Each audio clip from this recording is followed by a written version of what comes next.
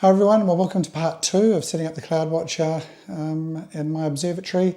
Now in part 1, of course, I went through the hardware, installing the hardware basically, and now this is just running through the software, the CloudWatcher software, and going through some of the settings in there and the things that you need to sort of adjust to try and get it working as best as possible. I think when you actually do set up your CloudWatcher, rather than just using the default settings and going straight and just letting it go to it and going off to sleep, I think you need to watch it for a few nights to tweak some of the parameters so that they fit for, I don't know whether it's for your particular CloudWatcher, whether or not some of the hardware has, various differences in sensitivities, or whether it's to do with the environment, but you do need to watch it and adjust the settings that fit best for you. This will be a pretty long video as I go through the software, and I think in part 3 I'll show you how it's working, when an imaging session is going and how I'm getting it going with Nina, for example, to work as the safety monitor. So look, we'll get on with the software. So you want to download some software. Obviously go to the Leonardo website, and you can go under software and downloads. And here you can see there's some software to download. There is the software installer, which you obviously need for the AEG CloudWatcher to function. There's this new ASCON Observing Conditions and Safety Monitor driver, which they suggest that you download. And I think this also will give you the readings in Nina for your local weather conditions. Obviously, it will tell you what's going on related to the CloudWatcher, not to an online service. And then there's this other program you can download, CloudWatcher Data Display Installer, and that actually just sort of brings up a little window which also reads the information from your CloudWatcher and gives you a little summary in the window basically of the current conditions. So that's sort of, I'll show you that window a bit later on, but that's sort of optional. So when you first start up the CloudWatcher software, you'll be greeted with a screen like this. Now, I've just grabbed a screen capture here because I've actually installed the software and I don't really want to start it again from scratch, but this is what you'll be greeted with. And it'll be asking you if it's a master installation or not. You can see there's options up here for master or remote. A master installation basically means that this is the computer that the CloudWatcher itself is connected to. So in my observatory, for example, I've got a small Intel NUC, and that's what the CloudWatcher is connected to. So I've installed the software onto that little computer, and that is my master. And so in that situation, I would say yes. I also want to see the readings on my computer in the house as well. And so when I installed the software there, and it asked me as a master, I clicked no, and it basically chooses that it's there for a remote, and I'll talk about that a little bit later. But so you click yes, and then the next screen that you'll be greeted with is this. Again, another screen capture that I did. So for example, it's come up here and said, serial port, which serial port is it? And you can click initialize. Now, what you'll want to do is make sure that you know which COM port your CloudWatcher is connected to so you can choose it correctly. And the easiest way to do that is to just go into Device Manager.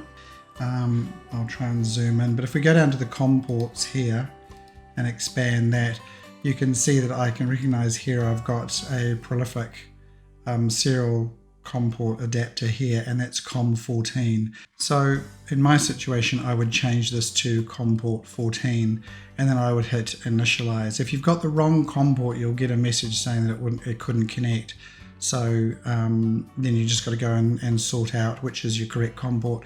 And this is where I mentioned in the first video that you really need a serial to USB adapter, preferably with a prolific chip in it, otherwise it causes all sorts of problems. And also you want to make sure it's one that's compatible with your version of Windows. So the ones that I had before were not compatible with Windows 11, so I had to get a new one. And as soon as I put in a compatible one, the whole thing worked fine. So then you'll see this window here, and you have your option here to start. So once it starts, you will get readings, and it'll populate these areas here related to sky temperature, rain, wind speed, etc. You'll see a little blue light or dot going between these two. That shows that it's actually making readings and it's connected.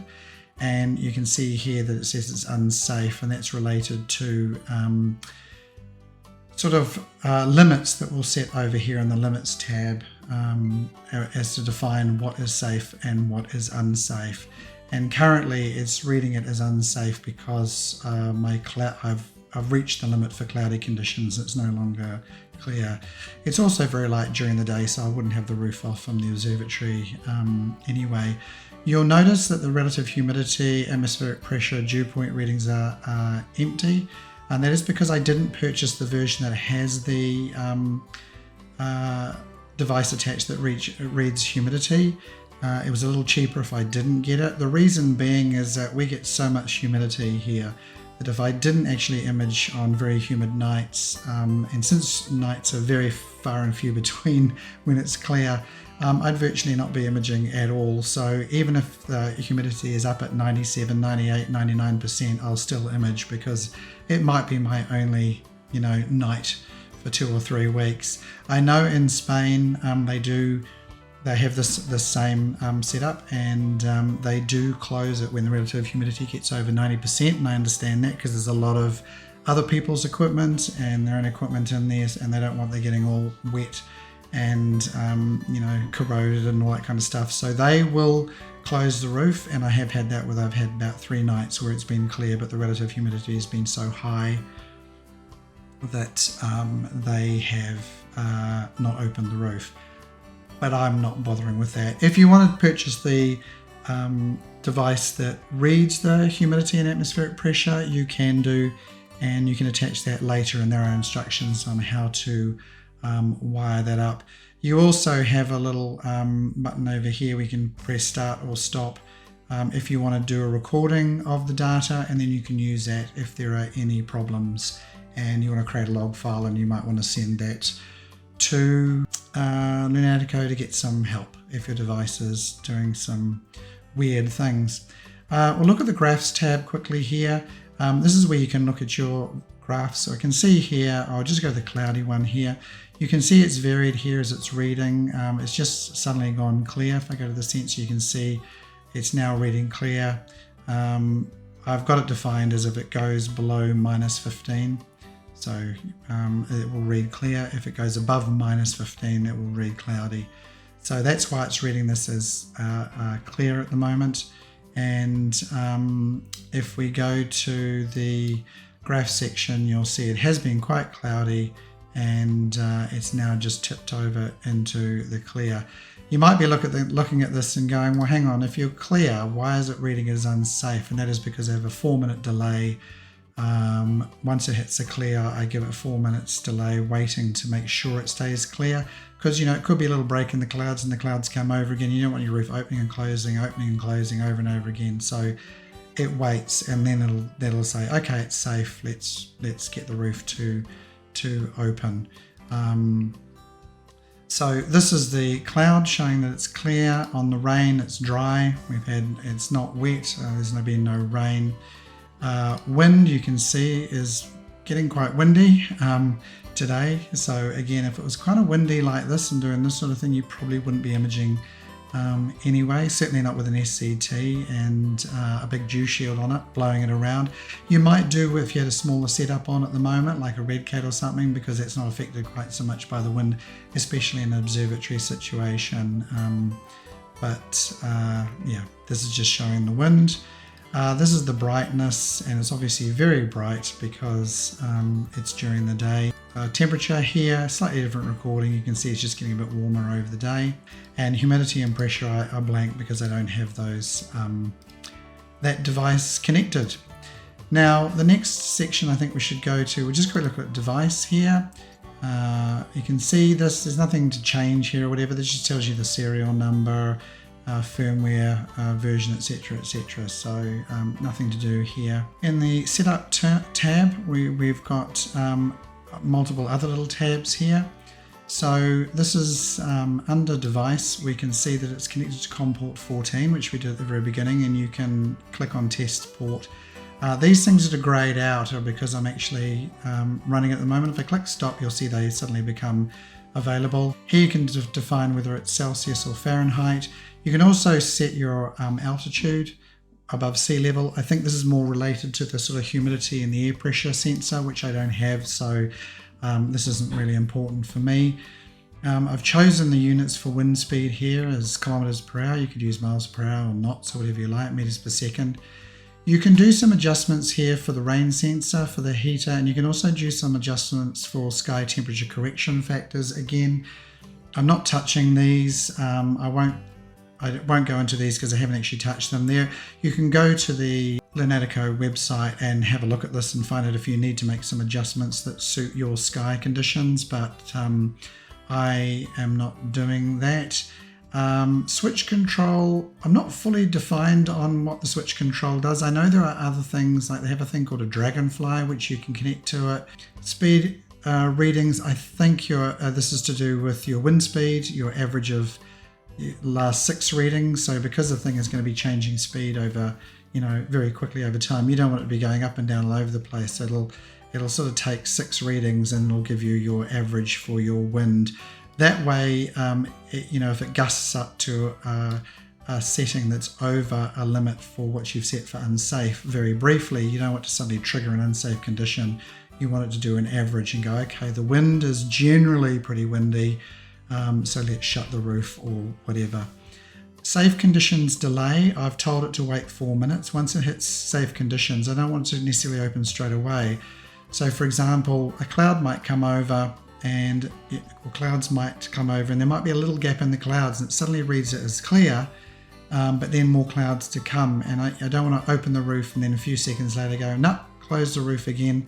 So I've told it wait 4 minutes and just see if it's really staying clear. It also gives a chance for the clouds that have appeared overhead to completely move away, so that your wherever your telescope is pointing, it won't be pointing at clouds. There's a cloud alarm delay here. Wait 10 seconds for it to actually set a little alarm for me. Sensor selection, I haven't changed any of this because this is temperature offsets and I've just left this the way it is. And for the anemometer, there are apparently a couple of models. There's a grey version and a black version. I think the grey one was the older one. Because I've got that which is doing the wind speed, I just clicked on the black one, and this is obviously for any further ones to be announced. And obviously they'll enable us during a software update. And then your darkness reference they've put down here. You can change this if you like, but they've chosen 19.6. You can change in your limits tab up here what you decide is, will be considered darkness or all if you like. And down here, I've got it here to start and connect. So if I just hold on here, you can say it says run the application automatically when Windows starts and connect the CloudWatcher. So when I turn on the computer in my observatory and it all starts up, it'll automatically connect and it'll automatically start taking readings. If you want it to always record, you click on that connect and record, but I'm not recording things all the time at the moment. Now in the graph setting here, you can choose which graphs are displayed, obviously, and you can untick ones that aren't. So I can untick humidity and pressure because I don't have the sensor attached. Under here, number of points and readings, I've just left this as default. You can change your label colors just by right clicking on them, and you can choose whatever color you want. I'm leaving default. Your background color I'm leaving as auto because I'm used to seeing the colors because it's what I read in Spain. And you can change the one for your temperature reading, which was that nice light sort of pale blue color. Y-axis limits I'm leaving as the same. And then if you want to output your graph pictures to a website like they do in Spain, for example, so I can see in graph form what's happening with the cloud and the rain and the wind, etc., you can do that, and you obviously would tick the ones that you can output. I've got humidity and pressure unticked because I don't have the sensor for that. And then you can define where to output them. You don't need to really worry too much about this unless you're actually doing that.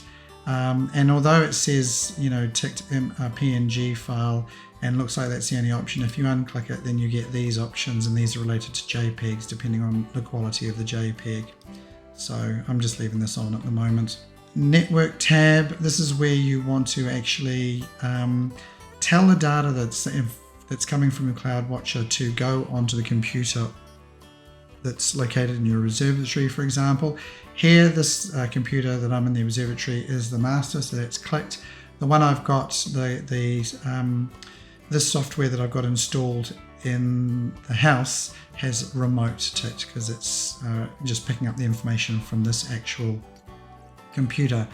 I've defined here where all the data from the CloudWatcher goes. Now, because I wanted it to be able to be read from the computer in the home, I wanted it to actually be able to access the data file that was on this particular computer here. So at first I thought, I'll just save it to my cloud storage, to Dropbox, because both can read that.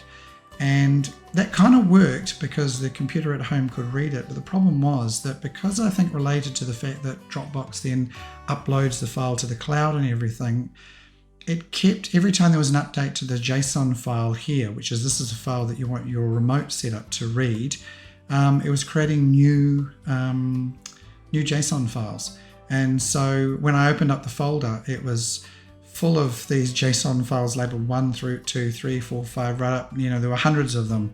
So I thought, well, that's not going to work. So what I actually did was I enabled file sharing between my computer, the two computers basically, and you can look up about how to do that through Windows. I won't go through that now, but if we just open this up here, which if I just go to the PC, so on the C drive and users, and there's my user file here, but I've gone to the public one, and under public documents, I've got a folder called CloudWatcher, and under here, this is where the files go. And it's this aag.json file that you want any remote computers to read. And by doing it this way, all it did was just renewed this JSON file and didn't create new ones, which was a problem if I was doing it with Dropbox. Look, there may be ways around that. I don't know, but this works perfectly fine. Now, down here are scripts. I'm not doing any scripts, so I'm not actually doing anything there. This is your when you define safe and unsafe, what you want to trigger an unsafe condition. Now, as you can see, for all these things, like it's got humidity and cloud and pressure conditions, but I don't have that unit, so I'm not touching that.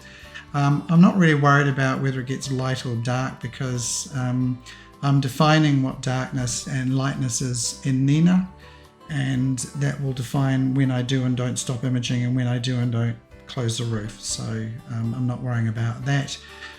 Wind conditions, I haven't set those up as a condition yet.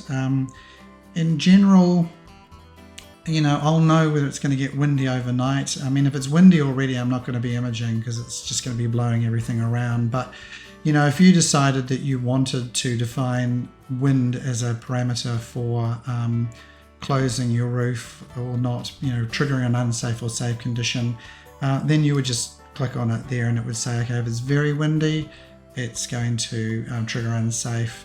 But if it's calm or windy, it won't. If you want it to be windy and trigger an unsafe conditions, you would do that. I'm just going to unclick those. What I have got defined is whether there's cloud coming over. So obviously clear is left like that because I don't want it to. If I click that, then when it was clear, it would trigger an unsafe condition. So what I'm worried about is when it becomes cloudy or if it's overcast. And when it comes to rain conditions, I've just clicked rain and not wet. The reason being that if it starts raining, it will sense that it's raining, and by default, the top will get wet. if I get a little bit of a rain shower come over, for example, then close the roof, but the rain shower may go and it may end and the rest of the night could be clear, but the sensor will still notice that it's wet. And if I left that triggered, it may not open for the rest of the night because there is, there is water on there.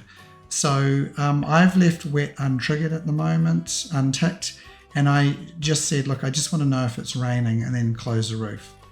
Now you've got down here these things which look like little horns. These are your alarms, and you can decide whether you want your alarm on or off.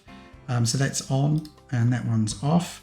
And then how do you want to define what kind of alarm sound you want? If you right click it and go into, go into Windows, go into Media, and you can find your alarm files, and then you can choose what sound you want. And so that's that tab. Now let's go into the Limits tab, and this is where you're going to define your settings as to what triggers a safe or unsafe condition. Now there will be defaults in here, and probably the defaults will work for most conditions, but I would suggest that you actually spend a bit of time when you first set up your CloudWatcher just watching it and how it reacts to your particular conditions, because I've found that the default settings, particularly for clear and cloudy, don't really work for me.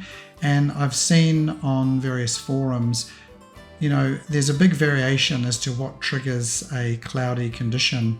So some people are using -5 if it goes above -5, so -5, -2 to 0 or whatever, it will say cloudy. If I left it at that, -5, when this gets to -10, I've got some pretty decent clouds on there and potential for a little bit of a drizzly rain. So I don't want -5. So I've set it to -14 at the moment, but I'm still adjusting this one. I saw somebody else saying they had it set to -20 before they got clear conditions. I don't know if that's related to your actual, particular conditions where you live, or whether it might be related a little bit to the variations in the sensor in the CloudWatcher, but you may need to adjust those. So effectively what's happening here, if it goes below -14, it'll trigger clear conditions. If it's between -14 and 0, it will trigger cloudy, and if it's into the positives, basically it's overcast. The dry conditions, again, you can define here what you can consider dry and wet, and then obviously rain, and there's a default here set as 0, which you can't change. I haven't really adjusted these. As I said, my most important thing is if it's raining. If there's a little bit of water left on the sensor after a shower has gone past and it's suddenly turned clear, I still want it to open and start imaging. So I haven't adjusted these. Calm, whether, what readings here, whether you're getting a reading of less than 5. So I'm using kilometers per hour, but obviously you can change it. It'll change depending on whether you're doing miles per hour or whatever. So I'm using kilometers per hour. So under here with the limits, I've said, look, if the average reading is less than 5, then we'll call it calm. If there's the odd gust going above 5, don't, call it windy.